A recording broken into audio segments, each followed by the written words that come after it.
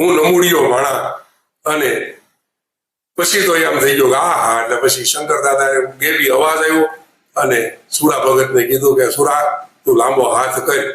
તો વિચાર કરે કે આજુબાજુ કોઈ છે નહીં, પણ હવે તો ગેબી અવાજ છે કઈ ખબર નહીં, એટલે લાંબો હાથ કર્યો. એ હાથની અંદર એક પારો, એક હંસળો અને એક બે નાના નાના પેલા જે આપણે શિવલિંગના નાના સ્વરૂપ જેવું કહી શકાય એવા અને રુદ્રાક્ષ એ હાથમાં મળ્યા. અને બાપુ એની સામે જોયું, ઓહો આ શું છે? પછી ગેબી અવાજ આવ્યો કે સુરા ભગત તું તો આ ચેત્યો બાપ, હવે કોઈ દિવસ તારે ક્યાંય માગવા નહીં જવું પડે.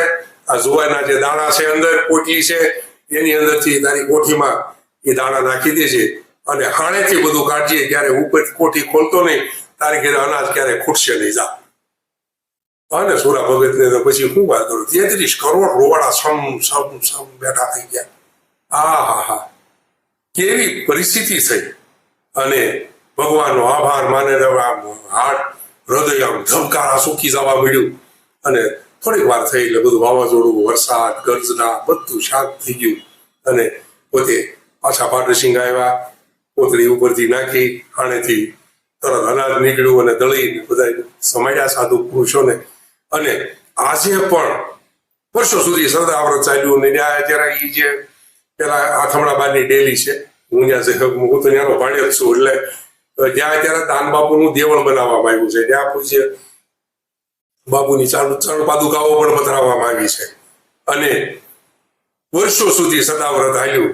હાણેથી બધું કાઢવાનું, હાણું એટલે કોઠીનો નીચેનો ભાગ, અને એમાંથી સદાવ્રત વર્ષો સુધી ચાલ્યું. અને આજે પણ એ હંસળો, એ ભારો અને એ પોટલીનો ટુકડો એટલે એને હંસળો કહેવાય, એ બધું આજે ખાન અત્યારે જે સુરા બાપુના વંશજ ગોપતભાઈ ખોમાણ જે અત્યારે ખાન રહે છે, અને ગોપત મામા ખોમાણ પાસે આજે પણ એ બધી વસ્તુ હૈયા છે જે શંકર દાદાએ હાથો હાથ આપેલી છે. અને એ પ્રસાદીના મેં તો અનેક વખત દર્શન કર્યા છે એનો ભાણેલો હોવાને નાતે. પણ આવા મહાપુરુષોએ પોતાના જીવન આ રીતે સમર્પિત કર્યા. અને આજે પણ એ ગોપત મામા પાસે એ બધી વસ્તુ ખચવાયેલી છે. લોકો જે સાંભળે છે, વાંચે છે. અને મારા બાપુજીએ પણ વરદાન નામની આ વાર્તા લખેલી છે, અને એ વાંચીને પણ કેટલાય વાંચકો ત્યાં જઈ અને આ પારાના દર્શન કરી આવ્યા છે. એટલે આવા આપણા ભક્તો અને આવા સુરવીરોની આ આપણી ભૂમિની અંદર અત્યારે આપણને ખરેખર આપણી છાતી ગસ ગસ ફૂલે કે આવી વ્યક્તિઓને ખરેખર વંદન છે. જય હિન્દ, જય ભારત.